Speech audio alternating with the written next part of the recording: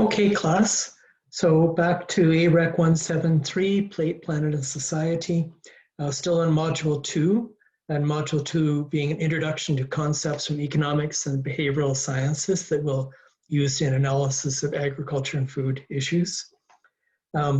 This started with me introducing economic principles of the consumer, the producer, and market equilibrium.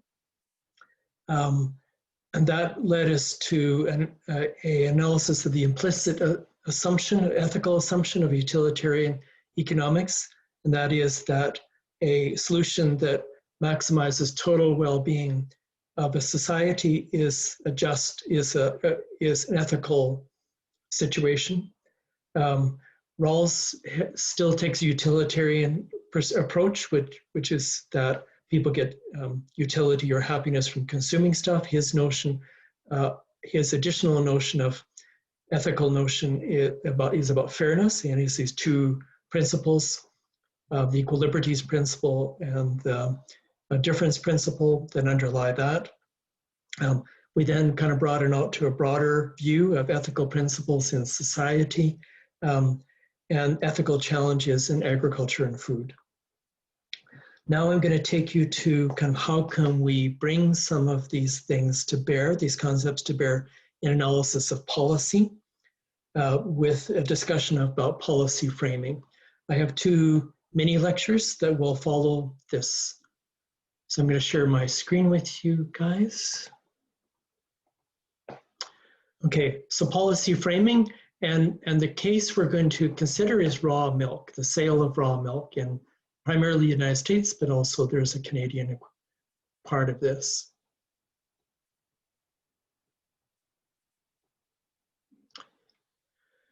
Okay, so I think this is a great example. I really like this paper by Ron and her colleagues on framing food policy.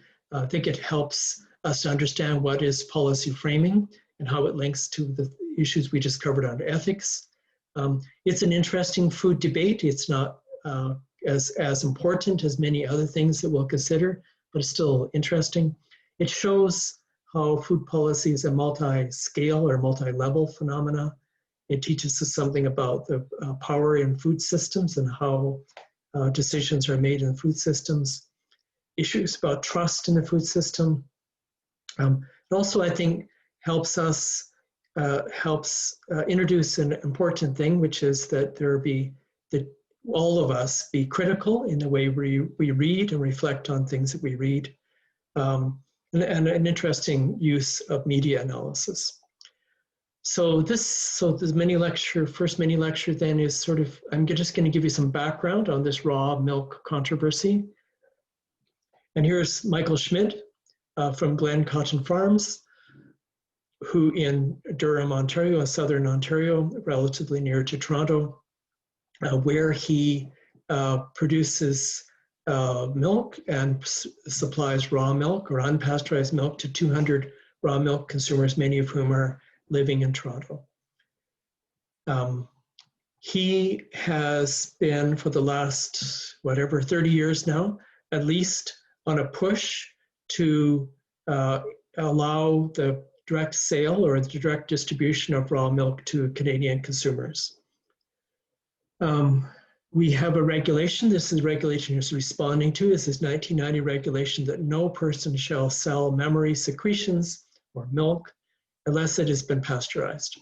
So this is requiring milk to be taken from raw form and pasteurized. And often milk is also homogenized, and sometimes additional vitamins added. Schmidt, prior to 1990, had already been producing and selling raw milk. 1994, the Public Health Inspector of Ontario required him to stop selling it. And he continued to sell despite this order from the Public Health Inspector. By 2006 to 2014, he is charged several times with selling and distributing raw milk, cheese. He was fined. His case was dismissed by the court. There was a series of appeals from the Ontario government. In 2015, there was a new raid on his farm. So, when the police came into his farm, then he and some of his customers blocked the exit. He was arrested for obstruction. He was tried. He appealed. The case was referred to the Supreme Court. The Supreme Court refused to deal with the case. He was ultimately given house arrest for 1 month. After a number of appeals and counter appeals, and in 2018, the Ontario Superior Court decision made distribution of raw milk a federal crime, punishable by up to 2 years in prison. So you can be, in Canada, you can be put into prison for up to 2 years for selling raw milk. This contrasts with the situation in the United States, or many places in the United States. So this is raw milks, which is legally sold in California.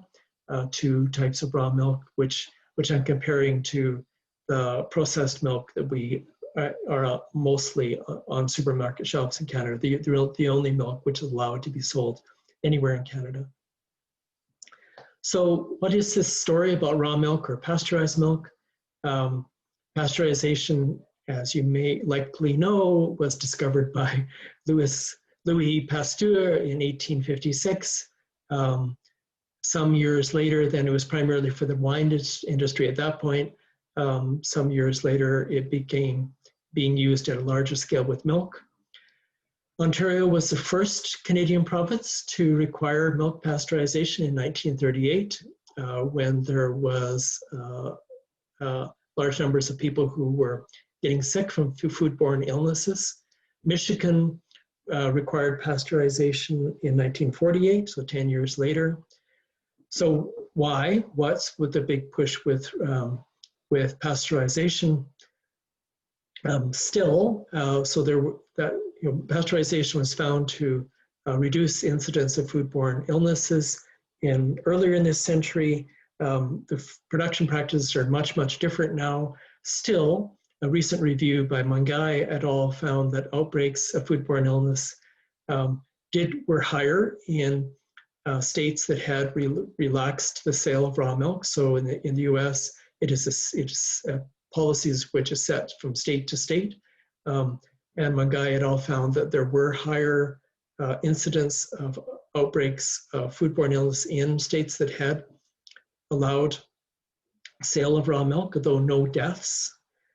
And on the basis of that evidence and some other evidence, the U.S. Centers for Disease Control, which is the main state agency providing evidence for policy, say that outbreaks from raw milk continue to threaten the public's health.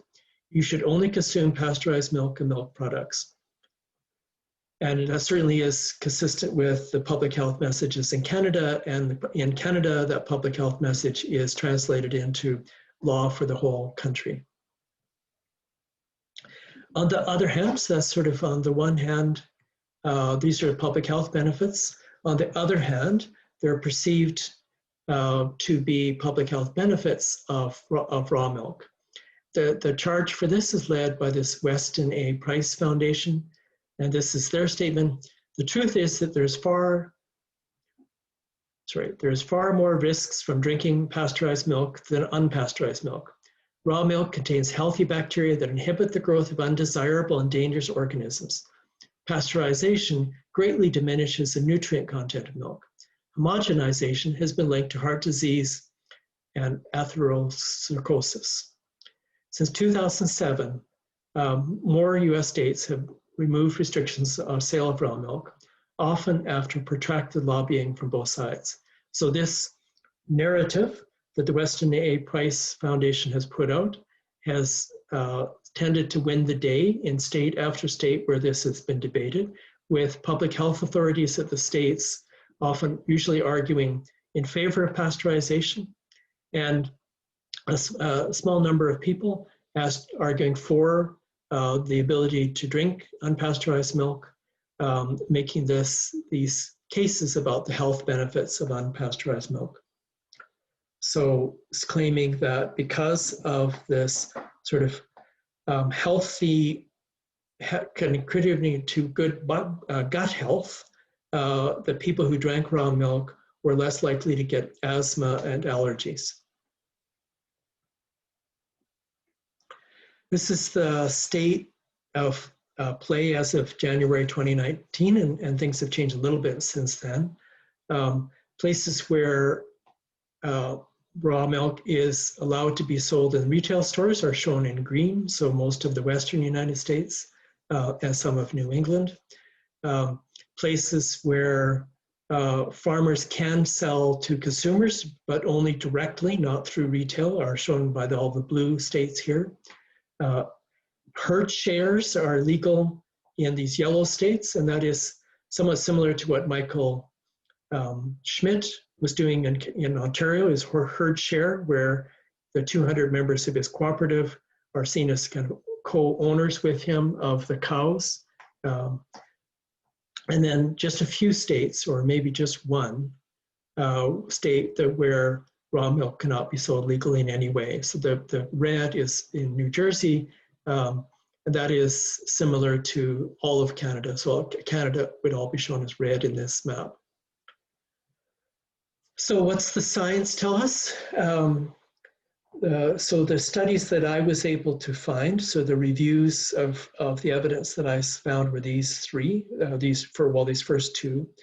First is that pasteurization has no significant effect on the nutritional quality of milk, while on the other hand, what you feed to an animal that you're milking, whether an animal is, for example, grain-fed or pasture-fed, greatly influences milk composition. So it could be that some of the people who are consuming raw milk and believing its health benefits are also drinking milk which is pasture-fed versus grain-fed. That may be the difference in the nutritional quality and possibly the taste. This Clays et al. Review found that growing up in a farm environment, and there's other studies to show that a more natural environment may substitute for a farm environment, may be associated with decreased risk of developing allergies and asthma. No evidence that this is due to drinking raw milk. So it could be that people who are drinking raw milk, primarily kind of farm kids, are also just being raised in an environment which is healthier for their gut health. Healthier gut health translates into reduced risks of developing allergies and asthma. They found no health benefits, no evidence of health benefits from the healthy bacteria associated with raw milk. They claim that you would have to have much greater volumes of those bacteria which are in raw milk to have any beneficial effect. This last study by McCarthy and others found that raw milk may induce mature immune responses and may induce tolerance to allergens. So that overall there seems to be some evidence that there may be some health benefits relative to allergies and asthma, but there might be other ways that you can get those benefits. And this doesn't show kind of a way off of the costs versus the benefits. So there is some story about the possible benefits of raw milk that the proponents make pretty convincingly. There's also strong reasons to stay, in terms of food safety perspective, to stay with pasteurization. So we've got things that makes this controversial, an interesting case to look at. So we've got this kind of food safety, which is sort of maintained by the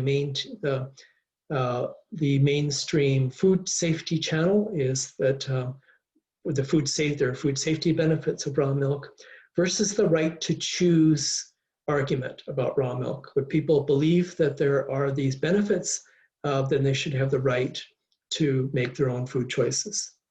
This also tells us a story about trust. Who do we trust with food safety?